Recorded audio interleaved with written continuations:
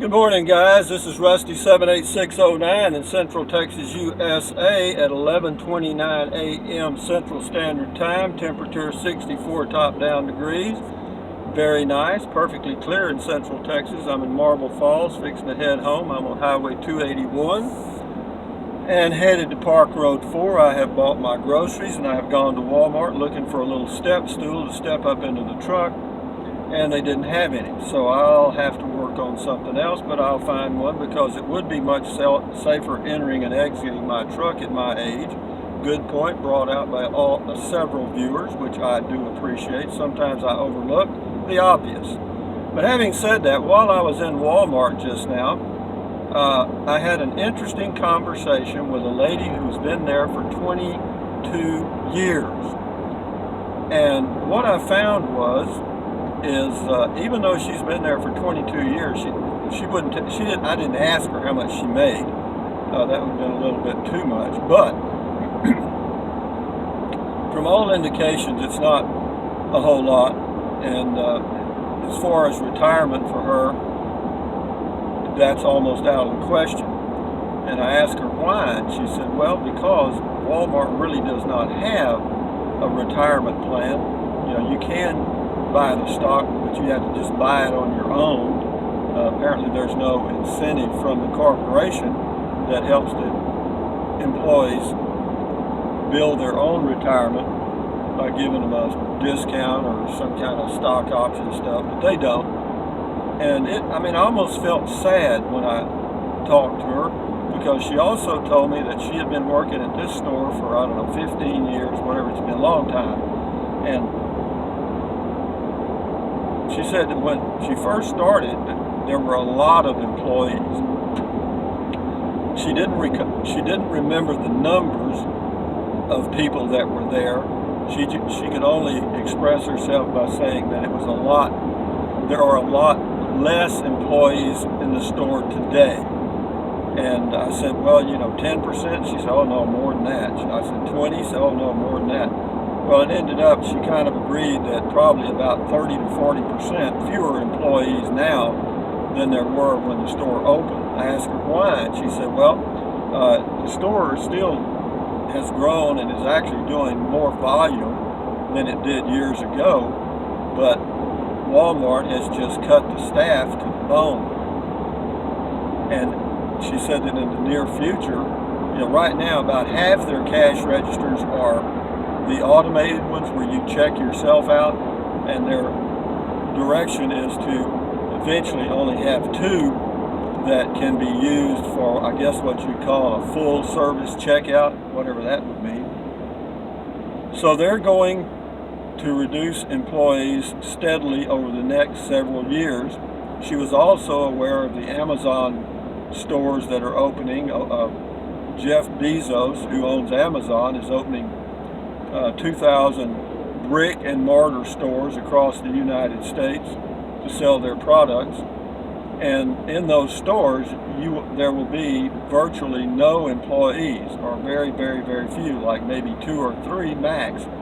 And the reason is, based on what she told me and what I've read on my own, is that whenever you'll have an Amazon app on your smartphone, and you'll be a member of Amazon Prime, I guess, or something along those lines.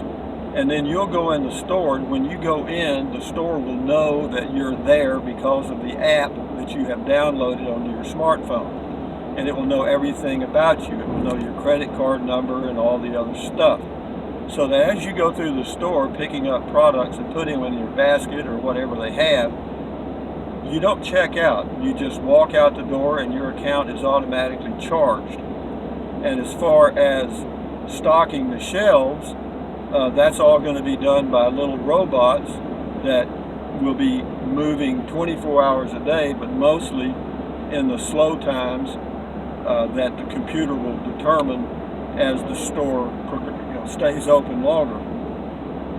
The stores will be open 24 hours a day, 7 days a week. You can go in the store, and if the product you want is not available, you can order it while you're in the store over your app on your cell phone, and it will be delivered to the store within 24 hours, or so they say. And so that's the direction we're headed. And I look around.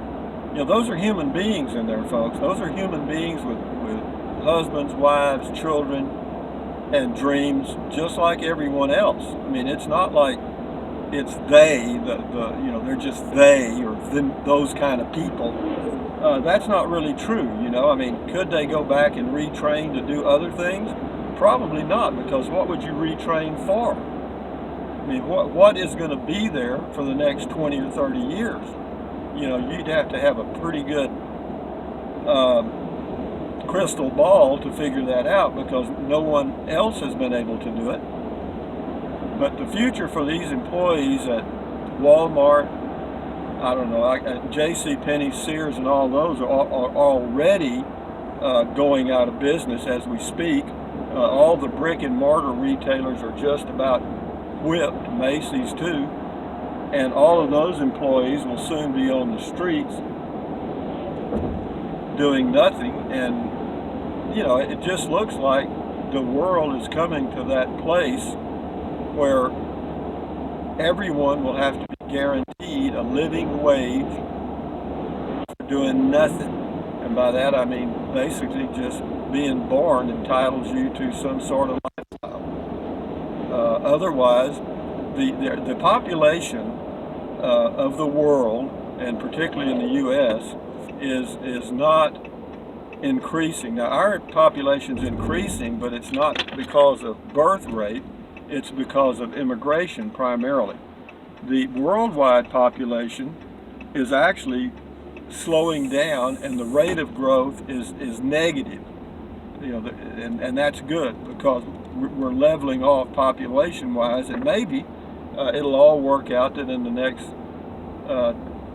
30 to 40, 50 years, that what will happen is the population will be balanced with whatever type of jobs are required. But I feel like, just based on what I've observed, that this singularity where we become one with a computer, or the computer becomes us, or we become it, however you want to look at it, that's where we're headed. And after that, mankind, of course, we will achieve immortality, because we won't really be human anymore. All of our parts will be replaceable, pretty much. They are now. In other words, you can they can actually grow your own body parts so your body will not reject them. And they've gotten really good at transplanting organs and so forth. So, and that's now, and they're just getting better and better. And as far as totally mapping the human brain, that's coming. And you can watch some of the stuff on YouTube, the interviews of Elon Musk. He has SpaceX, which launches satellites and stuff. He's got a solar company, and then he also makes an all-electric car called a Tesla, or his company does. But he's kind of a far-sighted individual, and he sees singularity occurring probably in the next 10 to 15, 20 years. It's happening, and we're there. Singularity just means that the computers can do everything we do and more. In other words, they can actually repair themselves, create themselves, do everything. In other words, you can't unplug them, okay? Because they will reproduce. They're able to do that. They're able to 3D print components. They're able to 3D print everything they need. In fact, they can actually 3D print human body parts now. They can 3D print just about anything you can think of. So all this stuff is coming, and all that started from me just talking to that lady in Walmart, who, again, I've often said that if somebody will stand still long enough, I'll talk to them. And I was just kind of finding out how she felt about the future for her at Walmart, and she said that she's just going to hang on until as long as she can, because obviously then you got to eat, and she's got a family, and of course her kids aspire to the same thing other children do, is maybe going to college or going to some kind of trade school and, at least being able to get a position above minimum wage. And that's another thing. That's something that the world's going to have to deal with is the minimum wage. It is what it is. We don't have a minimum wage for owners, but we have a minimum wage for workers. And, why, I'm not going to argue, somebody say, well, are you a communist? It has nothing to do with it. I'm just talking about the reality. Whether it's a this-ism or a that-ism or a whatever-ism doesn't matter a damn. The fact of the matter is there's going to be such a large population of people that are unable to find jobs because the jobs are just not going to be there, that it's going to be probably a little difficult transition for us for a while. And but again, back to the corporations and the people that live off of dividends and so forth, there's going to have to be a balancing act there, and everybody's going to have to. I say all these things. Does any of this really matter? No, other than it's just conversation. It's just me venting because there was a disturbance in the force caused by talking with that individual who had worked for Walmart for over 20 years, 22, 23, whatever she said. And it just struck me as, you go back into the 40s and 50s, or particularly the 50s, 60s, 70s in the United States, you could go to work for a corporation and plan on being there for 30 years, retiring and having a good retirement and living a good life. Most of the baby boomers lived through that era and achieved that, because you'll find that most of the baby boomers lived in the houses on the golf courses, not all of them, but a lot of them, a high percentage. And they worked for corporations for 20, 30 plus years. And that is not going to happen anymore. No. That's changing.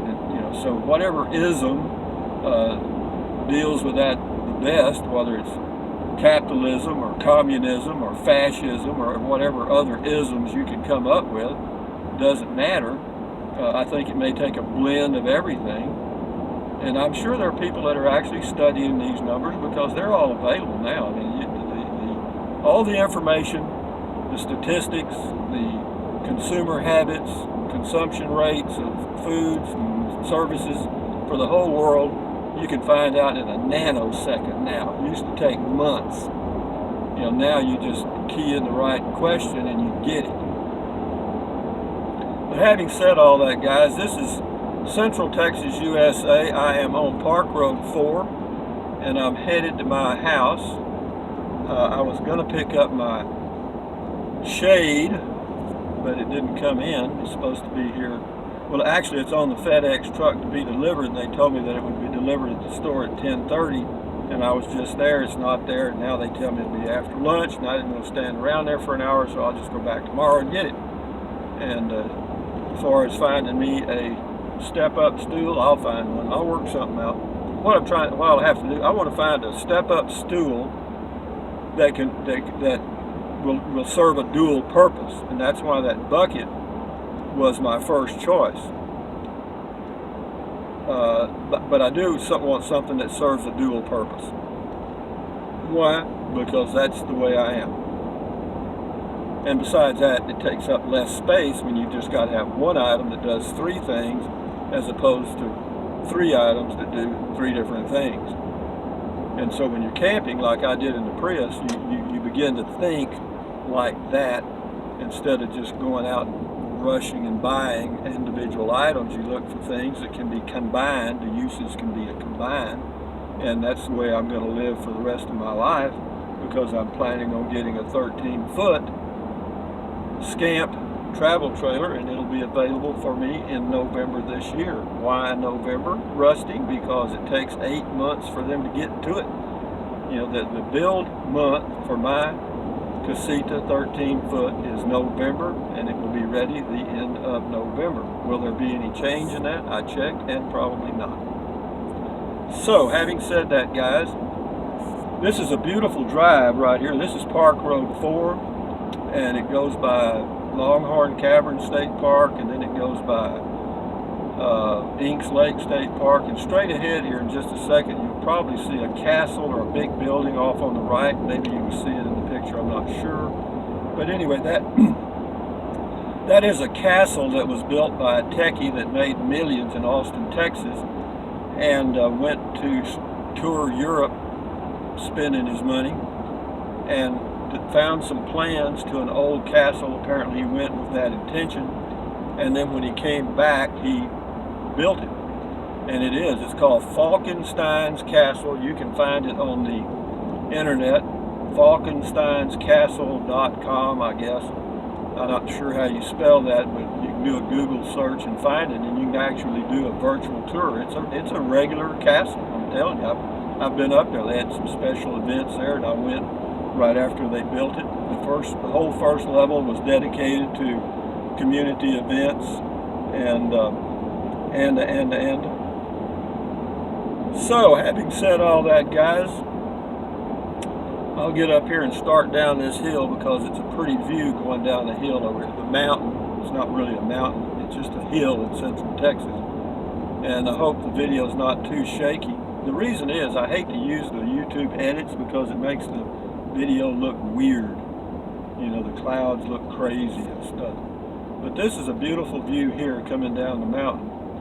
And off to the left there would be Kingsland, Texas. Straight ahead, if we could go that way, we'd drive right into Llano, Texas. And if we took a right, we'd go right by Inks Lake State Park. We're going to take a right because I've got to go to my casa. But it's a beautiful day. The temperature right now is 70 degrees. This is April the 6th, 2017 at 11:45 a.m. and I had me a smoothie for breakfast and my dark chocolate almonds, and life is good. Gotta keep my health. So guys, if I can reach up here now without turning the truck over, because I gotta reach a long way now. Thumbs up, carpe diem, adios, bye-bye, buy USA made when you can. Drink plenty of water, 3 quarts a day won't hurt you. Take deep breaths, breathe in through your nose and out through your mouth. Why? Because it relieves stress and it'll make you feel better. Try it right now.